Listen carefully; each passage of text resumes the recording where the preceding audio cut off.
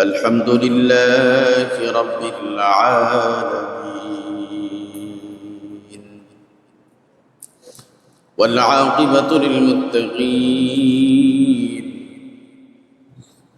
والصلاة والسلام على أشرف الأنبياء والمرسلين وعلى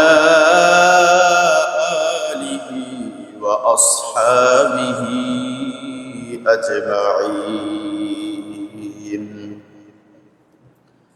أعوذ بالله من الشيطان الرجيم. بسم الله الرحمن الرحيم.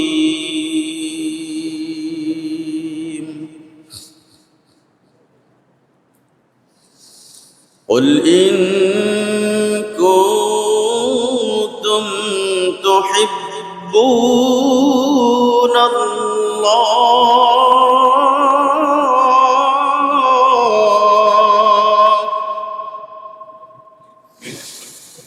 فاتبعوني يحببكم الله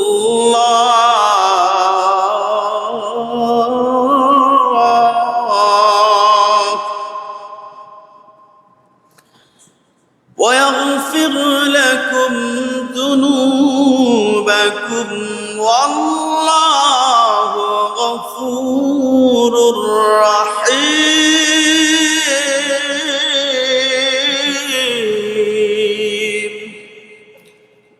فقد قال رسول الله صلى الله عليه وسلم: لا يؤمن أحدكم حتى أكون أحب إليه من والده وولده والناس أجمعين. صدق الله مولانا العظيم وصدق رسوله النبي الكريم ونحن على ذلك لمن الشاهدين والشاكرين والحمد لله رب العالمين. প্রত্যেকে জবান খুলে আওয়াজ করে পড়ে আল্লাহুম্মা সাল্লি আলা মুহাম্মাদিন ওয়া আলা আলি মুহাম্মাদ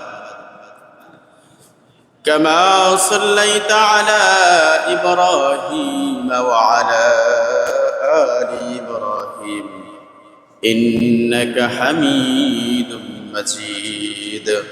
اللهم بارك على محمد وعلى آل محمد كما باركت على إبراهيم وعلى آل إبراهيم إنك حميد مجيد. بلغ العلا بكماله كشف الدجى بجماله حسنت جميع خصاله صلوا عليه وآله.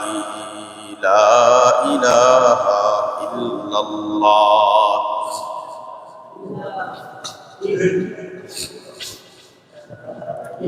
لا إله إلا الله محمد رسول الله صلى الله عليه وسلم.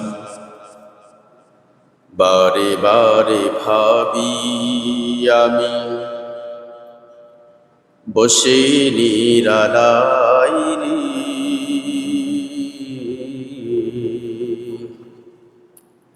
পাখি হলে উড়ে যেতাম সোনার মদিনায় রে, সোনার মদিনায় রে। বারে বারে ভাবি আমি বসে নিরালাই রে,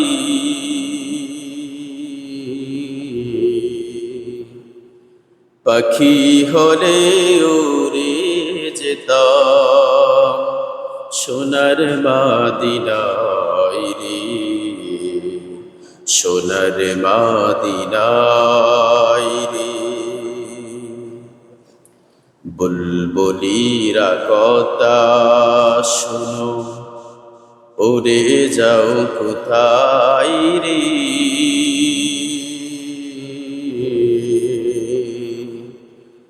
আমার সালাম পৌঁছে দিও নবীজির রোজায় রে, নবীজির রোজায় রে। রহম করো গো আল্লাহ, ওহে দয়াময়,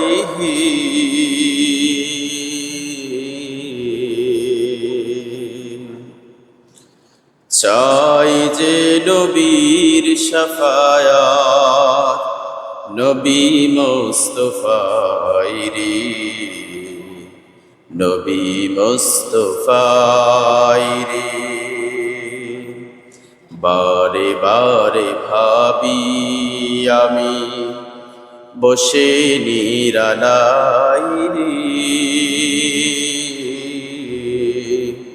পাখি হলে উড়ে যেতাম সোনার মদিনায় রে, সোনার মদিনায় রে। বাংলাদেশের উম্মত আমরা এই দোয়াটি চাই রে, দোয়া করো খোদার হাবিব নাজাত যেন পাই রে, নাজাত যেন পাই রে। বারে বারে ভাবি আমি বসে নিরালাই রে, পাখি হলে উড়ে যেতাম সোনার মদিনায় রে, সোনার মদিনায় রে। আলহামদুলিল্লাহ, মহান রব আল্লাহ তাআলার কাছে লাখ লাখ শুকর যে মহান রব্বুল আলামিন আল্লাহ তাআলা আপনাকে এবং আমাকে জুমার দিন যথাসময় আল্লাহর ঘর মসজিদে আসার এবং বসার আল্লাহ তাআলা আপনাকে এবং আমাকে তৌফিক দান করেছেন। আমরা প্রত্যেকেই দিল উজাড় করে মালিকের শুকরিয়া জ্ঞাপন করছি আলহামদুলিল্লাহ। আপনি বসুন, করে কথা বলুন। রব্বুল আলামিন যেন আমাদেরকে জীবনের প্রত্যেকটি কাজ রাসূলের সুন্নত আদর্শ মোতাবেক করার, বাস্তবায়ন করার আল্লাহ আমাদেরকে তৌফিক দান করেন। সকলে বলেন আমিন। আমি আপনাদের সামনে কোরআনে কারীমের একটা আয়াত তিলাওয়াত করেছি।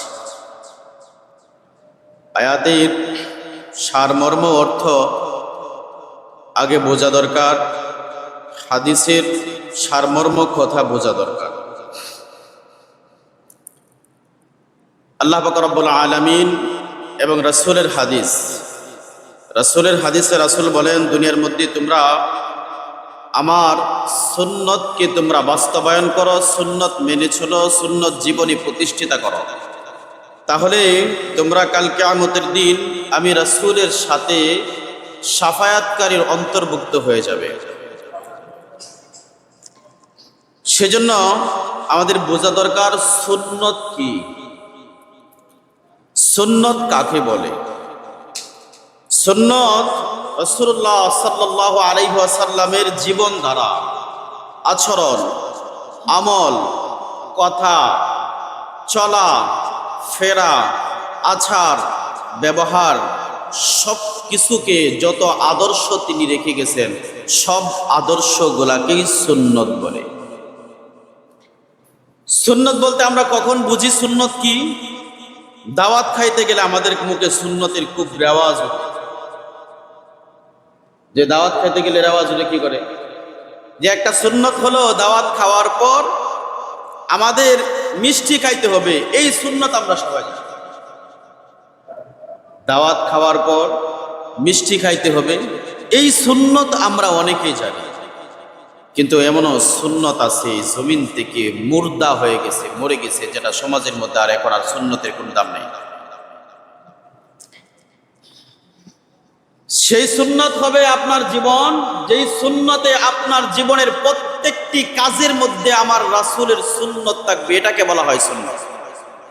বলুন, আপনি দুনিয়ার মধ্যে আপনার বিবির সাথে কেমন আচরণ করবেন, কথা কি করে বলবেন, ব্যবহার কেমন করবেন, এখানে আমার রাসূলের সুন্নত আছে কিনা নাই? কথা আওয়াজ দিয়ে বলবেন। 2 নাম্বার, দুনিয়ার মধ্যে একজন বাবা তার সন্তানের সাথে কেমন আচরণ করবে, কথার ব্যবহার কেমন হবে, বাচন ভঙ্গি কেমন হবে, সেখানে আমার রাসূলের সুন্নত আছে কিনা? একজন সমাজের নেতা তার আরেকজন সমাজের নিম্নস্থায়ী মানুষের সাথে কিরকম ব্যবহার করবে, সেখানে আমার রাসূলের সুন্নত আছে কিনা নাই? দুনিয়ার মধ্যে একজন রাষ্ট্রনায়ক থেকে নিয়ে সমাজের একজন কুলি পর্যন্ত, দিন মজুর পর্যন্ত, একজন পিতা থেকে নিয়ে একজন রাষ্ট্রপতি পর্যন্ত সমাজের কোন মানুষ কার সাথে কিরকম ব্যবহার করবে, কেমনে চলবে, কেমনে কথা বলবে, কেমনে কি করবে, সব কিছুর মধ্যে আমার রাসূলের আদর্শ আছে কিনা নাই বলেন? আমার রাসূলের আদর্শ আছে, কিন্তু আমরা রাসূলের আদর্শ সম্বন্ধে আমরা অবগত না, অবহেলিত। রাসূলুল্লাহ সাল্লাল্লাহু আলাইহি ওয়াসাল্লামকে আমরা বুক ফাটিয়ে বলি আমরা রাসূলকে ভালোবাসি, বলি কিনা? আরে কথা বলেন, আমরা রাসূলকে ভালোবাসি কিনা? রাসূলুল্লাহ সাল্লাল্লাহু আলাইহি ওয়াসাল্লাম বলে, বান্দা তুমি যদি দুনিয়ার মধ্যে আমাকে মহব্বত করো, আমার ভালোবাসা প্রকাশ করতে চাও, তাহলে জেনে রাখো তুমি দুনিয়ার মধ্যে তুমি যা খাদ্য খাও, খাদ্য খাওয়ার সময় সেখানে আমার রাসূলের সুন্নাত আছে কিনা বলেন? আপনি যখন খাদ্য খাবেন, খাবার কোন দিক থেকে শুরু করবেন, কোন দিক থেকে শেষ করবেন, খাবার খাবেন কি করে, সবকিছুর মধ্যে আমার রাসূলের আদর্শ আছে।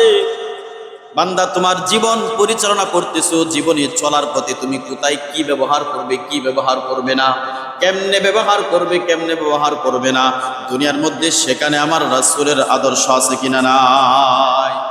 বান্দা দুনিয়ার মধ্যে তুমি কেমনে একজন মানুষের সাথে কি আচরণ করবে, বাবার সাথে কেমন আচরণ হবে, সমাজের একজন বৃদ্ধ মানুষের সাথে তোমার আচরণ কেমন হবে, শিশু বাচ্চার সাথে তোমার আচরণ কেমন হবে, দুনিয়ার মধ্যে তুমি কি করে চলবে, কি করে চলবে না, একটা কাপড় তুমি কি করে পরিধান করবে, সেখানেও আমার রাসূলের আদর্শ আছে।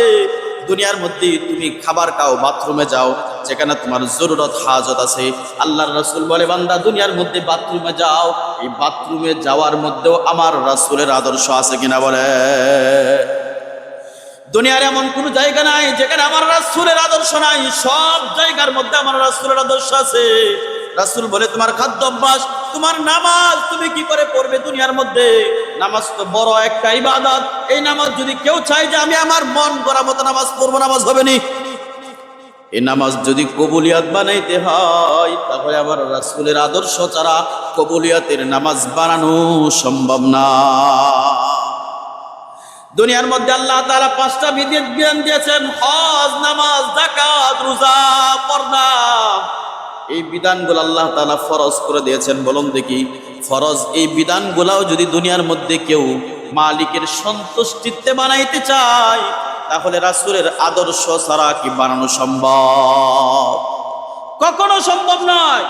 রাসূলের আদর্শের মাধ্যমেই দুনিয়াতে আপনার ইবাদতগুলা কেউ মালিকের সন্তুষ্টি, কামিয়াবি অবস্থানে পৌঁছাইতে হবে। এজন্য দুনিয়ার মধ্যে রাসূল বলে, তোমরা দুনিয়ার মধ্যে তোমার জীবনের যা কিছু আছে সব কিছুর মধ্যে তুমি যা কাজ করবা, চলাফেরা, খাওয়া দাওয়া, সব কিছুর মধ্যে আমি রাসূলের আদর্শ আছে। এই আদর্শগুলো যখন তুমি বাস্তবায়ন করবা, আর তোমার মধ্যে যখন আসবে, তখনই বোঝা যাবে তুমি দুনিয়ার মধ্যে রাসূলের আশিক হয়েছো। মুখে দাবি করলেন আপনার মধ্যে রাসূলের কিছু সুন্নত থাকে না, তাহলে আপনার এই আশিক মুখে দাবি করা এতে কোনো আসেও যায় না, কোনো লাভও হয় না। আপনার আশিকের পরিচয় হবে আপনার চলা, আপনার ফেরা, আপনার খাওয়া, আপনার ঘুম, সব কাজের মধ্যে আমার রাসূলের আদর্শ আছে। আপনি যেই কাজগুলা করেন, কাজগুলা করার আগে চিন্তা করুন এই কাজের মধ্যে আদর্শগুলা কি কি আছে, এই কাজের মধ্যে আমার রাসূলের সুন্নত কি আছে। এই সুন্নতগুলো আপনি দুনিয়ার মধ্যে বাস্তবায়ন করুন। এবার আসুন আমরা এই সুন্নত মানবো কেন? সুন্নত আমরা সবাই জুড়ে বলুন, সুন্নত কি করব আমরা, কেন মানবো? মানবো কেন সুন্নত? পরে দোস্ত, দুনিয়ার মধ্যে যত কাজ আছে প্রত্যেকটি কাজের একটা নিয়ম শৃঙ্খলা আছে। কথা বলেন ঠিক কিনা? যত নিয়ম শৃঙ্খলা আছে আমার রাসূলের সুন্নতের নিয়ম শৃঙ্খলার থেকে উত্তম কোন নিয়ম শৃঙ্খলা দুনিয়ার মধ্যে হতেই পারে না। এটা বোঝার জন্য দুনিয়ার মধ্যে আপনাদেরকে দুনিয়ার একটা উদাহরণ দিলে আপনাদের সহজে বুঝে আসবে। আমাদের দেশের মধ্যে মানুষের আজকে সবার মধ্যে একটা কনফিউশন, একটা অবস্থান হলো ডায়েট কন্ট্রোল করতে হবে, শরীরটাকে কন্ট্রোলে রাখতে হবে। শরীর সুস্থ রাখার জন্য আমাদের মধ্যে কি কি কাজ করতে হবে? আমেরিকার বিভিন্ন বিজ্ঞানীরা আমাদেরকে 4টা ফর্মুলা দিয়ে থাকেন। ফর্মুলা কয়টা দিয়ে থাকেন? 4টা ফর্মুলা দিয়ে থাকেন। এই 4টা ফর্মুলা তুমি দুনিয়ার মধ্যে মানলে সুস্থ থাকতে পারবা। ডাক্তারের ফর্মুলা, ইহার পর শেষে আরেকটা ফর্মুলা যেটা আমাদের জন্য, যেটা আমরা নিয়ন্ত্রণ করতে পারি না। কেমন? ডাক্তাররা বলে দুনিয়ার মধ্যে তুমি 1 নাম্বার ব্যায়াম করবা, প্রতিদিন ব্যায়াম করবা, তাহলে তুমি সুস্থ থাকতে পারবা। 2 নাম্বার, পারলে তুমি প্রতিদিন তুমি জিমে যাও, অল্প কিছু সময় জিমের মধ্যে কাটাও, এটাকেও ব্যায়ামই বলে। তুমি এটার মধ্যে সময় ব্যয় করো, তুমি সুস্থ থাকতে পারবা। 3 নাম্বার, তুমি খাদ্য নিয়ন্ত্রণ করো, তা তুমি সুস্থ থাকতে পারবা। 4 নাম্বার, তুমি সুস্থ থাকতে চাইলে ওষুধ খাও, ওষুধ খাইলে তুমি সুস্থ থাকতে পারবা। ডাক্তাররা আমাদেরকে 4টা ফর্মুলা দিয়েছে। এই 4 ফর্মুলা মানার মতন আমাদের হাতে, আমরা হুজুররা যারা আছে তারা সময় খুব কম। 1, ব্যায়াম করা, ব্যায়াম করার সময় আমাদের কাছে খুবই কম। 2, জিমে যাওয়া, এটা সম্ভব না, সময় থাকে না। 3 নাম্বার, খাবার নিয়ন্ত্রণ করা, এটা সম্ভবই না, চাইলেও সম্ভব না। আমাদেরকে মানুষের বাড়িতে নিয়ে যাই খাবার খাওয়ানোর জন্য, তারপরে নিয়ন্ত্রণ করবেন কি করে? সম্ভব না, চাইলেও হয় না। ওরে দোস্ত, দুনিয়ার মধ্যে ওষুধ খেতে বলছে, ওষুধ তো আমি কোনোদিন খেতেই পছন্দ করি না। আমি যত সম্ভব ওষুধ থেকে বেঁচে থাকার চেষ্টা করি। ওষুধ কখনো মানুষের জীবনে ভালো কিছু বয়ে আনে না, এটা 100% গ্যারান্টি। ওষুধ বানাই কি দিয়ে সেটা জানলে আপনি বুঝতে পারবেন ওষুধ খাওয়া আপনার শরীরের জন্য কতটা ভালো। আপনি একটাও রোগকে নিয়ন্ত্রণ করার জন্য যে ওষুধটা খাচ্ছেন এটা বিষযুক্ত, এটা আপনার খাইলেই শেষ হয়ে যায় না, এটার আরেকটা ইনফেকশন শরীরের মধ্যে থেকে যায়, যা কুড়ে সময় আপনাকে খেয়ে যাবে। ঔষধ খাওয়া ভালো জিনিস না। ডাক্তাররা বলে 4 কাজ যে বান্দা পারে না তার জন্য আরেকটা কাজ হলো, তুমি দুনিয়ার মধ্যে যত খাবার খাবে, খাবারগুলা যখন তুমি খাবে, এই খাবার খাওয়ার সময় তুমি খাবারগুলা চাবায়া খাবে, চিবিয়ে খাবে। আমরা খাবার খাই খুব তাড়াহুড়া করে, কথা বলেন ঠিক না? বিশেষ করে দাওয়াতে গেলে তো কথাই নাই, পার্টি চলে যাবে, যা আছে মার, সামনে যা আছে তাড়াতাড়ি মার, চাবানোর সময় নাই। ডাক্তার বলে দুনিয়ার মধ্যে তুমি যদি সুস্থ থাকতে হয় তোমার জন্য 4 নাম্বার ফর্মুলা, তোমার যদি হজম না হয় না পারো, তাহলে 5ম নাম্বার হলো তুমি দুনিয়ার মধ্যে যখন খাবার খাইবা তুমি আস্তে আস্তে ছাবায়া খাও। ওরে দোস্ত, দুনিয়ার মধ্যে আমরা এই ডাক্তারের কথা অত বছর পরে, হাজার বছর পরে, 14 বছর পরে ডাক্তার এটা বৈজ্ঞানিকরা আবিষ্কার করেছে, অথচ আমার রাসূল দুনিয়ার মধ্যে এই সুন্নতের কথা 1400 বছর আগেই বলে গেছে। বলুন সুবহানাল্লাহ। রাসূলুল্লাহ সাল্লাল্লাহু আলাইহি ওয়াসাল্লাম বলেন, খাবারের একটা সুন্নাত হলো দুনিয়ার মধ্যে কোনো মানুষ যখন খাবার খাবে অল্প করে খাবার খাবে এবং বান্দা মুখের মধ্যে চিবায়া খাবে, তাহলে খাবারের কাজটা হলো সমাজের মধ্যে যখন পেটে যাবে, এই পেটে খাবারটা যাওয়ার সাথে সাথেই হজম হয়ে যাবে। আর যখন বান্দা চাবায়া খাবার না খাবে, পেটে যাওয়ার পর গড় হজম হবে, আর গড় হজম হইলে পেট খারাপ হবে, পেটের মধ্যে চর্বি হবে, তোমার শরীরের মধ্যে বিভিন্ন রকমের রোগ ব্যাধি দেখা দেবে। এটা আমার রাসূল 14 1400 বছর আগেই বলে গেছেন, ওই সুন্নত আমরা মানি না, ডাক্তার বলার পর আমরা ঠিকই মানি। রাসূলুল্লাহ সাল্লাল্লাহু আলাইহি ওয়াসাল্লাম বলেন, দুনিয়ার মধ্যে ফজরের নামাজ পড়া প্রত্যেকটি মানুষের জন্য, শরীরের জন্য এটা একটা ব্যায়াম। এটা কি একটা ব্যায়াম? একজন মানুষ ফজরের সময় ঘুম থেকে উঠবে, ওঠার পর উযু করবে, বিভিন্ন কাজ ছেড়ে যখন বান্দা হাজত ছেড়ে যখন মসজিদে নামাজ পড়তে আসবে, কমপক্ষে তার আধা ঘন্টা সময় ব্যয় হবে। 20 মিনিট, আধা ঘন্টা, 30 মিনিট সময় ব্যয় হবে, বান্দার শরীরের জন্য, ব্যায়ামের জন্য যথেষ্ট হয়ে যায়। কিন্তু বান্দা ঘুমাইয়া থাকবে, ফজরের সময় নামাজ পড়বে না। ডাক্তার বলবে, বান্দা তুই নামাজ পড়স আর না পড়স, ব্যায়ামের জন্য দৌড়া। ডাক্তার যখন বলে ঠিকই মানে, আমার রাসূল বলেছে সে মানে নাই।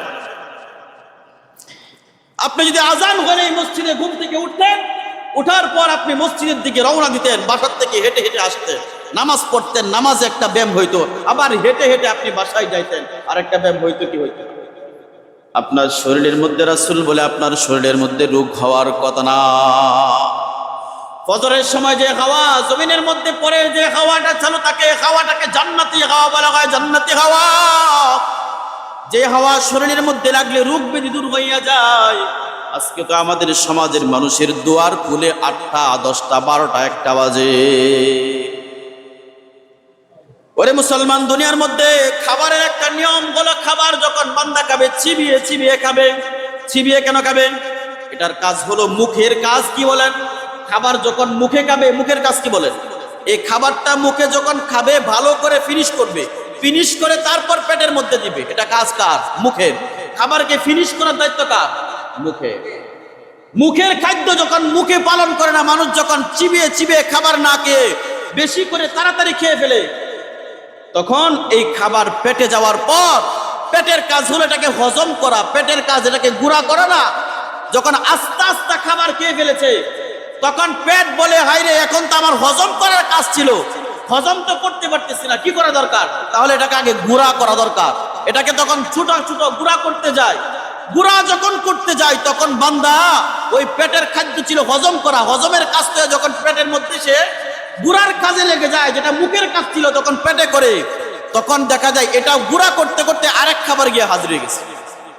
আরেক খাবার গিয়ে কি করছে? হাজির হয়ে গেছে। আরেক খাবার হাজির হয়ে যাওয়ার পর এখন দেখা যায় ওটা গুঁড়া করে হজম করতে করতে আরেকটা যেটা গেছে ওটার মধ্যে, পেটের মধ্যে গিয়ে ইনফেকশন হয়ে গেছে। তখনই আমাদের সমাজের মধ্যে পেটের মধ্যে যে খাবার খায়, এই খাবারের দ্বারা পেট খারাপ হয়। এবং এই পেট খারাপ হয় না শুধু, ওই খাবারের দ্বারা আপনার চর্বি পেটের বাড়ে। চর্বি যখন বাড়ে, হাজার রোগ বাড়ে। পেটের মধ্যে যখন চর্বি বাড়বে, তখন আপনার রোগের কোনো সীমাই থাকবে না, অসীমাহীন রোগ আপনার বাড়তে থাকবে। এই জন্য রাসূল বলে, দুনিয়ার মধ্যে তোমরা সুন্নত মোতাবেক খাবার খাও। খাবারের একটা নিয়ম হলো, দুনিয়ার মধ্যে আপনাকে আল্লাহ তাআলা মুখ দিয়েছেন, মুখ দিয়ে যখন আপনি চিবিয়ে চিবিয়ে খাবার খাবেন, অল্প খাবার হওয়ার পরে আপনার মস্তিষ্ক আপনাকে বলবে, আল্লাহ আপনাকে চেঞ্জ দিয়েছেন, এরকম একটা হরমোন দিয়েছেন, যে হরমোন হলো আপনি যখন চিবিয়ে চিবিয়ে খাবার খাবেন, যে একটা খাবার, এক প্লেট খাবার খাবেন আপনি 100 চাবান দিয়ে, এখন আপনি এটা 50 চাবান দিয়ে খেয়ে ফেলছেন। আপনার মস্তিষ্ক বলবে, তোমার এখনো খাবার হয় নাই, আরো খাও। আর যখন আপনি বেশি চাবান দিয়ে খাবার খাবেন, আপনার মস্তিষ্ক হরমোন, আপনার মস্তিষ্ক বলবে, তোমার খাবার হয়ে গেছে, আর খাওয়ার দরকার নেই। আমি দেখাই, গলা পর্যন্ত খায়, খাওয়ার পরে মস্তিষ্ক থেকে এলান আসে না যে তোমার খাবার হয়ে গেছে, আর খেও না। কেন আসে না জানেন? কারণ হচ্ছে, যেটা 100 চাবান দিয়ে খাওয়ার কথা, 50 চাবানে আমরা খেয়ে ফেলেছি। এই জন্য হরমোন মস্তিষ্ক গিয়ে আপনার নাড়া দেয় না যে তোমার খাবার হয়ে গেছে। এটার একটা সহজ উদাহরণ বলি আপনাদেরকে। মনে করেন খাবার নিয়ে বসছেন, পেটে খুব ক্ষুধা, খাবার নিয়ে বসছেন, পেটে খুব ক্ষুধা। খাবার নিয়ে বসার পর আপনি হঠাৎ করে একটা ফোন আসবে, 5 মিনিট খাইলেন, খাওয়ার পর একটা ফোন আসবে, আপনি চলে গেলেন, ফোনে কথা বলেন, 10 মিনিট কথা বলার পর আপনি 10 মিনিট কথা বলে আইসা আবার খাইতে বসেন, দেখবেন মনে হবে আপনার পেটের যে ক্ষুধার ছিল, ক্ষুধার যে চাহিদাটা ছিল, এটা সাথে সাথে শেষ হয়ে গেছে। এরকম হয় কি হয় না? আপনি না হলে চেষ্টা করে দেখেন, এরকম হয় কিনা। আপনি দেখবেন খাবারের চাহিদা নষ্ট হয়ে গেছে। খাবারের চাহিদা নষ্ট হয় নাই, আপনার মস্তিষ্ক 10 মিনিট পর আপনার মস্তিষ্ক গিয়ে পৌঁছেছে, তোমার শরীরের জন্য যতটুকু খাবার উপযুক্ত ছিল, এতটুকু খাবার তোমার শরীরের জন্য যথেষ্ট হয়ে গেছে, তুমি আর খাবার খেও না, আর খাবার খেও না। এই জন্য দুনিয়ার মধ্যে খাবারের মধ্যে আমার রাসূলের সুন্নত পালন করুন। রাসূলের সুন্নত হলো খাবারের সময় এক ডুব পানি আগে খাবেন, 2 ডুব পানি খাবেন, আপনি পানি সাথে রাখবেন, মধ্যে মধ্যে 1 ডুব 2 ডুব করে পানি খাবেন, দস্তরখান বিছিয়ে খাবেন। সব কাজের মধ্যে আমার রাসূলের সুন্নত আছে। আমরা যেখানেই সুন্নত ছেড়ে দিব সেখানেই দুনিয়ার মধ্যে গরমিল সৃষ্টি হবে, আর গরমিল আপনার জীবনে অকল্যাণ বয়ে নিয়ে আসবে। কথা বুঝে আসছে আপনাদের? সুন্নত কেন মানবো?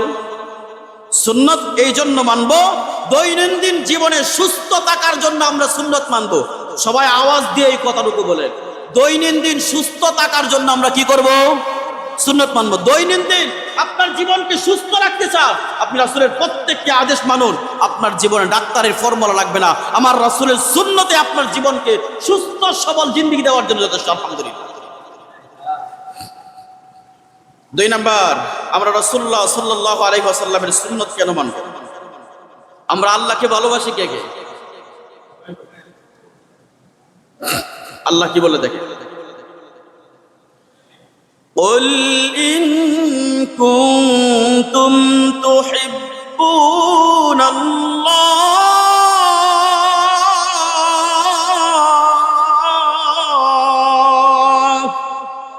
আল্লাহ বলে, বান্দা দুনিয়ার মধ্যে তোমরা যদি আমি আল্লাহকে ভালোবাসতে চাও, আল্লাহকে যদি তোমরা ভালোবাসতে চাও, কুল কেন বে আপনি বলুন, ইন কুনতুম তুহিব্বুন আল্লাহ, যারা আমি আল্লাহকে ভালোবাসতে চাই তারা যেন দুনিয়ার মধ্যে ইউহিব্বুকুমুল্লাহ, তারা যেন রাসূল আপনাকে অনুসরণ করে, আপনাকে অনুসরণ করে, আপনার অনুসরণ করে। যদি তারা দুনিয়ার মধ্যে আপনার অনুসরণ করে, আল্লাহ তাআলা নিজে বলেন, ওয়ায়াগফির লাকুম যুনুবাকুম ওয়াল্লাহু গফুরুর রহিম।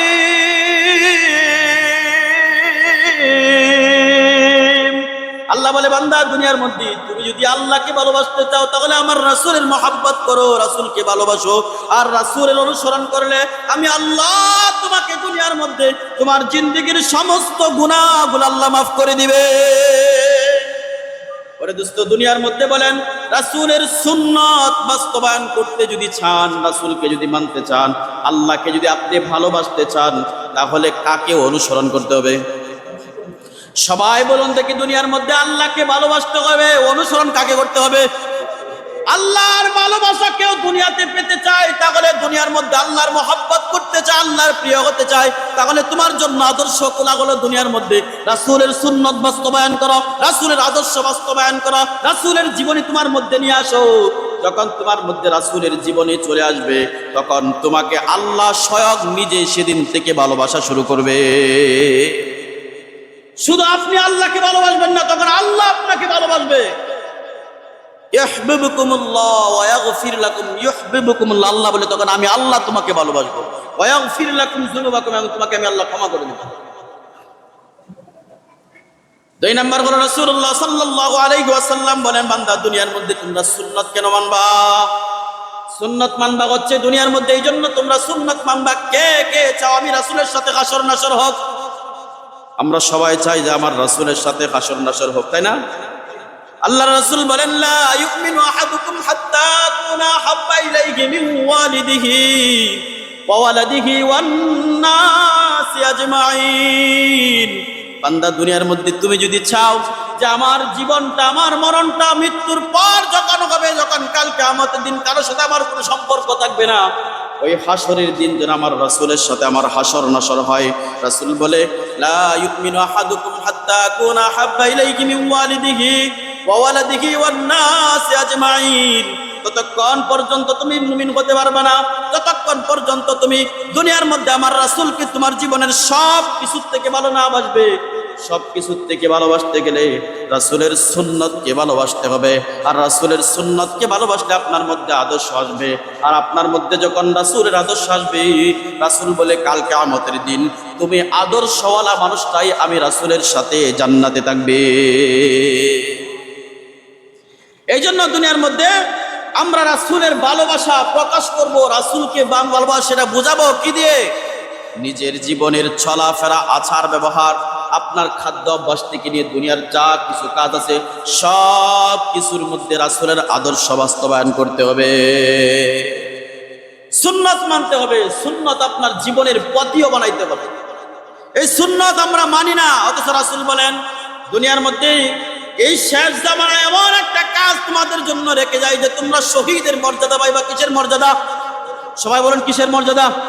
শহীদের মর্যাদা। রাসূল বলে দুনিয়ার মধ্যে আমার যেই সুন্নত গুলা মরে গেছে, যে সুন্নত গুলা মারা গেছে, এই সুন্নত গুলা তোমরা যদি দুনিয়ার মধ্যে জিন্দা করতে পারো, বাস্তবায়ন করতে পারো, একটা সুন্নত বাস্তবায়ন করলে জেনে রাখো তোমাদের মধ্যে আমি আল্লাহ তাআলা, আল্লাহর রাসূল বলেন যে তোমরা এই সুন্নত গুলা যখন বাস্তবায়ন করবা, সুন্নতের বিনিময়ে আল্লাহ রাব্বুল আলামিন তোমাদেরকে শহীদ কইলে যেই সব হতো ওই পরিমাণ সব আল্লাহ তোমার আমলনামায় দান করবে। কি কাজ করলে? যে সুন্নত মরে গেছে সুন্নত বাস্তবায়ন করলে। একটা সুন্নতের কথা বলি, দুনিয়ার মধ্যে আপনাদের অনেকের যারা বিবাহ করছেন, বিবাহ যারা করছেন তারা এই কথাটা বলুন, বিবাহ করার পর সুন্নাত এবং বিবির মধ্যে মহব্বত বাড়ানোর একটা মাধ্যম হলো রাসূল বলে তুমি যদি চাও তোমার বিবির মধ্যে তোমার মহব্বত বেশি থাকো, তাহলে তোমার একটা কাজ হলো তুমি তোমার বিবির মুখের মধ্যে খাবার তুলে দাও। এই কথাটা কার? রাসূলের সুন্নাত। বলুন দেখি আপনার জীবনে আপনার বিবিকে আপনি কতদিন মুখের মধ্যে খাবার তুলে দিয়েছেন? বলেন দেখি আপনি কতদিন আপনার বিবিকে আপনার মুখের মধ্যে আপনি বিবির মুখে খাবার তুলে দিয়েছেন? ওরে দোস্ত, সবাই দিছে না, হাসির পাত্র বাড়াইবেন না। আমি আমার কথা বলছি, আমি আমার কথা বলছি আপনাকে, বাস্তবায়ন কথা বলছি, আমার বাস্তবায়ন জীবন ইতিহাস বলছি আপনাকে। আমি বিবাহ করার পর আমার বাড়িতে যখন ওয়াইফকে নিয়ে গেছি, বাড়িতে নিয়ে যাওয়ার পর আমার ওয়াইফ শরীরটা ভালো লাগতেছে না, আমি বললাম এক কাজ করো, তোমার এদিক সেদিক করার দরকার নেই, আমার সামনে আসো, আমি তোমাকে খাবার খাওয়াই দিচ্ছি। আমার বড় ভাই ছিল, আমার আম্মা ছিল, এক একজন চোখে এমন বড় বড় করে তাকাইছে, হারিস সর্বনাশ করে কি ছিল, মানে অবাক জিনিস, যেটা সুন্নাত ছিল মানুষের কাছে আশ্চর্য হয়ে গেছে, আশ্চর্য হয়ে গেছে যে কি করে সম্ভব। আরে বাপরে বাপ, স্বামী তার স্ত্রীর মুখের মধ্যে খাবার তুলে যাচ্ছে, মানুষের কাছে আশ্চর্য মনে হচ্ছে। আপনার সামনে আপনি পারবেন? কতজন পারবেন যে আপনার সামনে আপনার মেয়ে বসা, অমুক বসা, সবার সামনে আপনি বিবির মুখে খাবার তুলে দিবেন? পারবেন না। অথচ রাসূলের সুন্নাত হলো তোমরা দুনিয়ার মধ্যে, রাসূল বলে তোমরা দুনিয়ার মধ্যে কেউ যদি এক লুকমা খাবার বিবির মুখে তুলে দাও, কোন স্ত্রী তার স্বামীর মুখে যদি এক লুকমা খাবার তুলে দেয়, কয় লুকমা বলেন? এক লুকমা। রাসূল বলে দুনিয়ার মধ্যে কোন স্বামী এবং স্ত্রী একজনকে যদি আরেকজন এক লুকমা খাবার তুলে দেয়, বান্দা দুনিয়ার মধ্যে সদকা করলে, দান করলে যেই পরিমাণ সওয়াব হতো, এক লুকমা খাবারের বিনিময়ে আল্লাহ প্রতি লুকমায় তোমাকে এই পরিমাণ সওয়াব দান করে। কার মুখে খাবার তুলে দিলে? স্বামী বিবির মুখে খাবার তুলে দিলে, বিবি স্বামীর মুখে খাবার তুলে দিলে এই পরিমাণ সওয়াব হয়। সদকা কয়জন করার মতন মন মানসিকতা আছে? কয়জনের পকেটে টাকাই বা থাকে?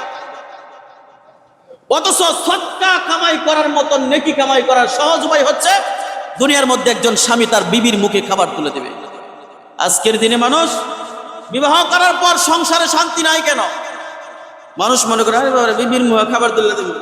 অনেক বাপ মা মনে করবো আরে সর্বনাশ, আমার ফুলা তোরে শেষ, বিবির মুখে খাবার তুলে দে, আমার ফুলা এটা শেষ।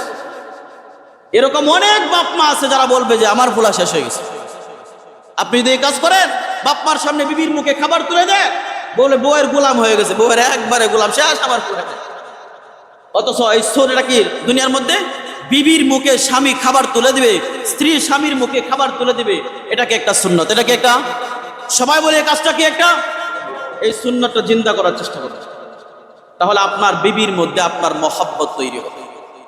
সংসার করতেছেন, আপনার কোনো মহব্বত নেই, এটার নাম সংসার না, এটার নাম হচ্ছে কিছু সময়ের জন্য সময় ব্যয় করা ছাড়া আর কিছু না। সংসার হবে তখন আপনি তার দুঃখে যখন আপনি কাদার মতন হৃদয় তৈরি হবে, আর সে যখন আপনার দুঃখে কাদার মতন হৃদয় তৈরি হবে। অনেক বিবি আছে স্বামী বিপদে পড়ছে, টাকা আছে দিবে না, এটা মহব্বতে না। কারো মহব্বত যদি তাকে, মানুষ তো মানুষের জন্য কলিজা কেটে যায়, জীবনটা পর্যন্ত দিয়ে দেয়। কথা বলেন ঠিক না? জীবন দেয় কিনা? তাহলে আপনার একজন পার্টনারকে আল্লাহ তাআলা কোরআনের ভাষায় বলেছেন, একজন স্বামী স্ত্রী বন্ধন করছে এমন যে একজন স্বামী স্ত্রী হলো দুজন, একজনের অর্ধেক বলা হয়েছে, আপনার জীবনের অর্ধেক বলা হয়েছে। এক দুই পার্ট, আপনার বডিটাকে দুইটা পার্ট করলে একটা পার্ট আপনি, আরেকটা পার্ট হলো আপনার বিবি। তাহলে দুই পার্টের মধ্যে তো সমান সমান থাকার কথা। আজকে স্বামী স্ত্রীর বন্ধনের মধ্যে মহব্বত গেল কোথায়? বিবাহ কন্ট্রাক্ট ম্যারেজের মতন চলতেছে। আল্লাহ তাআলা আমাদেরকে সুন্নতটা বাস্তবায়ন করার তৌফিক দান করুন। 2 নম্বর সুন্নত যেটা মরে গেছে আমাদের দেশ থেকে, সেটা হচ্ছে মিসওয়াক। হয়তো অল্প কিছু লোক আমাদের এই সমাজে মিসওয়াক করে। মিসওয়াক সমাজের মধ্যে মরে গেছে ব্রাশ আসার পরে। বলুন দেখি এই সমাজের এখানে যারা উপস্থিত আছেন, কার ঘর আছে যেই ঘরের মধ্যে ব্রাশ নাই? একজন হাত তুলেন যে আমার ঘরে কোনো ব্রাশ নাই। দেখছেন দেখছেন কি বলছি? একজন ব্যক্তি আমাদের সমাজে নাই, আমাদের সমাজে নাই, গোটা বাংলাদেশেও পাওয়া যাবে না যেমন কোন ঘর আছে যেই ঘরের মধ্যে ব্রাশ নাই। গ্রামগঞ্জে পর্যন্ত প্রত্যেকের ঘরে ঘরে ব্রাশ ঢুকে গেছে। অথচ আমার রাসূল সাল্লাল্লাহু আলাইহি ওয়াসাল্লাম বলেন, দুনিয়ার মধ্যে আমি আল্লাহ তাআলা যদি তোমার জন্য কষ্টদায়ক মনে না করতাম, তাহলে প্রত্যেক নামাজের আগে এবং প্রত্যেক সময় ঘুম থেকে ওঠার পর বান্দা তোমাদের জন্য মিসওয়াক করাটাকে আমি রাসূল তোমাদের জন্য ওয়াজিব করে দিতাম। রাসূল ওয়াজিব সাব্যস্ত করতেন। যদি দুনিয়াদের মধ্যে আমাদের জন্য কষ্টকর না হয়তো ওই মিসওয়াক করাটাকে রাসূল ওয়াজিব করে দিতেন। আমাদের ঘরে ব্রাশ ঢুকে গেছে, কিন্তু মাগার আমার রাসূলের সুন্নত ছিল মিসওয়াক করায় মিসওয়াক সমাজ থেকে উঠে গেছে। দেখবেন আরব বা বিভিন্ন মদিনায় যদি যান, অনেক আরব উলামায়ে কেরাম দেখবেন তারা নামাজে যায়, নামাজ পড়াবে ইমাম সাহেব, নামাজ পড়াইতে যায় আর মিসওয়াক করতে করতে যায়। দেখেন আপনি এই কাজগুলো যারা মদিনায় গিয়েছেন, মক্কায় গিয়েছেন, তারা দেখবেন অনেক আরব বড় বড় ইমামরা দেখবেন নামাজ পড়াতে যাচ্ছে, মিসওয়াক গুতাইতেছে, সাজাইতেছে। এই কাজ যদি আমাদের সমাজের কোন ইমাম করে, মুসল্লিরা মসজিদ থেকে বের করে দিবে, মাসআলা দিবে, নামাজই হয় না। কারণ তারা এক মাসআলা জানে, মুখে কোনো খাবার নিয়ে নামাজ পড়লে নামাজ হয় না। কিন্তু রাসূলের সুন্নাত হলো বান্দা মিসওয়াক করে করে নামাজ পড়তে আসবে, মিসওয়াক করে নামাজের আগে অবশ্যই সে মিসওয়াক করবে। আমরা সুন্নাত পালন করি না। কতজন আছে এই সুন্নাত পালন করি? রাসূলের এই সুন্নাতগুলো বাস্তবায়ন করার চেষ্টা করব। মিসওয়াক সবাই কিনতে পারবো তো ইনশাআল্লাহ। আল্লাহ তাআলা আমাদেরকে মিসওয়াক বিভিন্ন গাছের ডাল দিয়ে বানানো যায়। আমাদের সমাজের সবচেয়ে বেস্ট মিসওয়াক হচ্ছে আপনি সমাজের মধ্যে নিমের ডাল ব্যবহার করেন। এটা কিনতে টাকা লাগে না, অ্যাভেলেবেল গাছ এই সমাজে অনেক আছে, বিভিন্ন রকমের গাছ আছে। এগুলোর থেকে আপনি নিয়ে মিসওয়াক বানান, আপনার ঘরে একটা সুন্নত রাখুন। আশা করা যায় এই সুন্নতটা আপনার নাজাতের ফয়সালা হবে। কাল কিয়ামতের দিন এই সুন্নতটা আপনাকে সবকিছু থেকে বাঁচাই আল্লাহর নাজাতের জন্য ব্যবস্থা করে দেবে। পারবো তো ইনশাআল্লাহ? মিসওয়াকের ব্যবস্থা করব। 3 নাম্বার, নামাজ। আমার রাসূলের সুন্নত হলো 5 ওয়াক্ত নামাজ পুরুষ মসজিদে এসে নামাজ আদায় করবে। এটা কার সুন্নত? আর এই কথা বলেন রাসূলের আদর্শ কি ছিল? রাসূলের আদর্শ ছিল তিনি 5 ওয়াক্ত নামাজ মসজিদে নববীর মধ্যে গিয়ে আদায় করেছেন। বলতেও লজ্জা লাগে। একজন ব্যক্তিকে আমি জিজ্ঞাসা করলাম, ভাই আপনার তো কোনো কাজ নেই, আপনি তো ইচ্ছা করলে মসজিদে নামাজটা পড়তে পারেন। তা হুজুর কি করুম, মসজিদে যাই না, বাসায় নামাজ পড়ে ফেলি। কি করি? বাসায় নামাজ পড়ে ফেলি। অথচ রাসূলুল্লাহ সাল্লাল্লাহু আলাইহি ওয়াসাল্লাম বলেন, আল্লাহ তাআলা তাকে যদি ক্ষমতা দান করত, ফরজের গুরুত্ব বুঝাইতে গিয়ে, তাকবীরওয়ালার গুরুত্ব বুঝাইতে গিয়ে তিনি বলেন, যেই মানুষগুলো নামাজের ওয়াক্ত হওয়ার পর নামাজের সময় মসজিদের মধ্যে জামাতে হাজির হয় না, রাসূলের মন চাই কেমন জানি প্রত্যেকটি বাড়ির মধ্যে লাকড়ি দিয়ে আগুন ধরাইয়া যেন তাদেরকে পোড়াইয়া দেয়।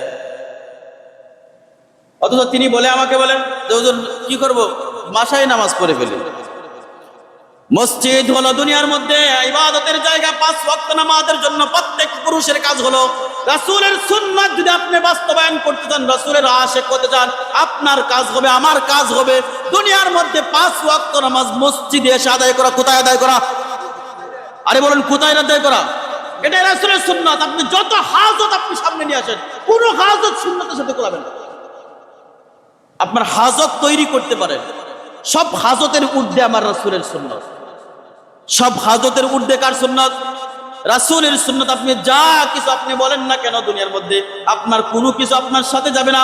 আপনি যদি এই সুন্নাতটুকু বাস্তবায়ন করতে পারেন, সব কিছু ত্যাগ করতে পারেন, ত্যাগ করে করে নামাজ গজে মসজিদে জামাতে শুদ্ধ জামাত আদায় করতে পারেন, নামাজে আসা যাওয়ার মধ্যে সব আছে, গুনাহ মাফের অবস্থান আছে।